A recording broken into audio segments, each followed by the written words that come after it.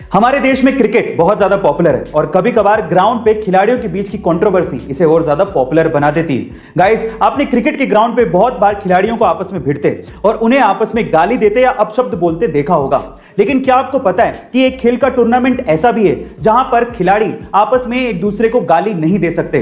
अगर कोई खिलाड़ी गाली देते पकड़ा गया तो उस पर 14 लाख रुपए तक का जुर्माना हो सकता है। गाइस, उस खेल के टूर्नामेंट का नाम है विंबलडन टेनिस टूर्नामेंट। अब मजे की बात यह है कि विंबलडन को खेलने के लिए अलग अलग देशों से अलग अलग भाषाओं के खिलाड़ी आते हैं। इसी वजह से विंबलडन के अंपायर को अलग अलग भाषाओं में गालियां सीखनी पड़ती है, जिससे वो किसी भी खिलाड़ी को गाली देते पकड़ सके और उस पर जुर्माना लगा सके। गाइस, क्या इसके पहले तक ये इंटरेस्टिंग फैक्ट आपको पता था? और अगर नहीं पता था तो कमेंट सेक्शन में जरूर लिखिएगा। गाइस, बॉलीवुड के जैसे ही साउथ इंडियन फिल्म इंडस्ट्री को टॉलीवुड कहा जाता है और महेश बाबू टॉलीवुड फिल्म इंडस्ट्री के प्रिंस कहलाते हैं। गाइस, उनका बहुत ही ह्यूज फैन बेस है साउथ इंडियन इंडस्ट्री में।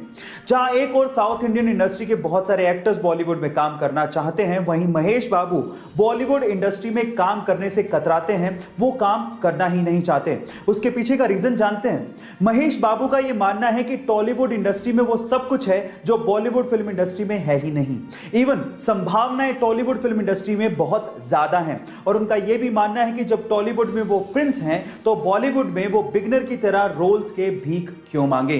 गाइस, इसको कहते हैं एटीट्यूड। आपका महेश बाबू के इस एटीट्यूड के बारे में क्या ख्याल है? अगर आपको एडल्ट वीडियोस देखने की लत लग चुकी है और अगर आप इस लत से बाहर निकलना चाहते हैं और जिंदगी में कुछ करना चाहते हैं तो मेरी बात को ध्यान से सुनिए। सबसे पहले तो अपने अकेले रहने की आदत को बदलिए, अकेले रहने से बचिए।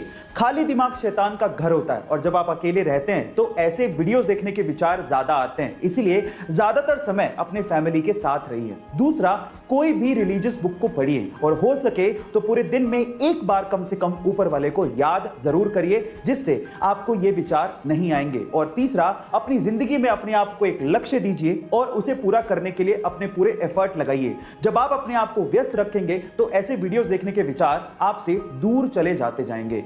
बॉलीवुड की फिल्मों के लिए आज 100 करोड़ का बिजनेस करना कोई बड़ी बात नहीं है, लेकिन अगर मैं आपसे सवाल पूछूं कि बॉलीवुड की वो कौन सी ऐसी पहली फिल्म थी जिसने वर्ल्ड वाइड सबसे पहले 100 करोड़ के बिजनेस के आंकड़े को पार किया था, तो आप लोग क्या कहेंगे?